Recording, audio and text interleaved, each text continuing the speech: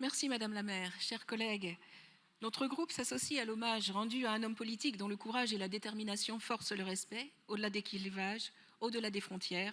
Je veux parler d'Ekrem İmamoğlu, maire d'Istanbul, dont l'engagement en faveur de la démocratie mérite d'être salué ici, en Conseil de Paris. Ekrem İmamoğlu, c'est d'abord l'histoire d'un homme qui, en 2019, a osé défier la toute-puissance de l'appareil présidentiel en Turquie. Contre toute attente, il remporte l'élection municipale à Istanbul, berceau politique du président Erdogan. Une victoire historique, invalidée sur des motifs que beaucoup, y compris au sein de l'AKP au pouvoir, ont jugé discutables. Mais cette tentative de museler la volonté populaire n'a fait que renforcer sa détermination.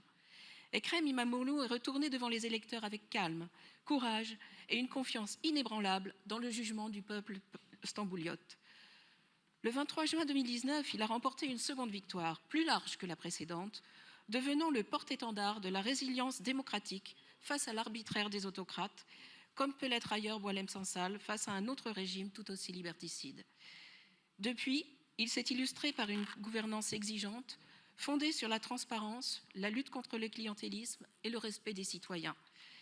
Il a mis fin à des pratiques opaques, retransmis en direct les séances du conseil municipal et engagé une politique de redistribution des ressources d'une ville de plus de 15 millions d'habitants, poumon économique de la Turquie. Ce combat pour la probité, il le paie aujourd'hui le prix fort. Car en décembre 2022, Ekrem İmamoğlu a été condamné à plus de 2 ans de prison pour un simple propos ironique dans une manœuvre grossière visant à l'écarter de la vie politique.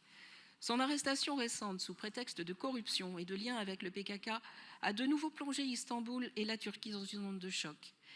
Des centaines de milliers de citoyens, notamment des jeunes, se sont rassemblés pour crier partout dans le pays leur indignation et leur soutien au nom d'un idéal démocratique que rien ne devrait faire taire. Qu'ils sachent que nous nous tenons à leur côté. Au nom de mon groupe, je veux saluer ici le courage, celui d'un élu qui reste fidèle à ses principes, malgré les intimidations, malgré les menaces, malgré les risques. Je veux saluer aussi ce message qu'il porte d'unité, de paix civile et de refus du sectarisme. Istanbul, à l'image de Paris, n'est pas une ville comme les autres. C'est une citadelle politique, un laboratoire démocratique, un symbole. Et c'est précisément ce qui rend l'engagement d'Ekrem İmamoğlu si puissant. Istanbul est aujourd'hui le cœur battant d'un peuple en quête de justice, de transparence et de dignité démocratique. À Paris, patrie de la liberté, selon les mots de Victor Hugo, nous ne pouvons rester indifférents à ce combat. Car ce qui est en jeu à Istanbul, c'est l'idée que la souveraineté populaire ne se conteste pas, que les urnes doivent toujours l'emporter sur les tribunaux aux ordres et que la force de la loi doit l'emporter sur la loi du plus fort. Paris ne détourne pas les yeux quand Istanbul vacille. Soyons fidèles à ce que nous sommes et décernons à Ekrem İmamoğlu une citoyenneté d'honneur de la ville de Paris amplement méritée. Je vous remercie.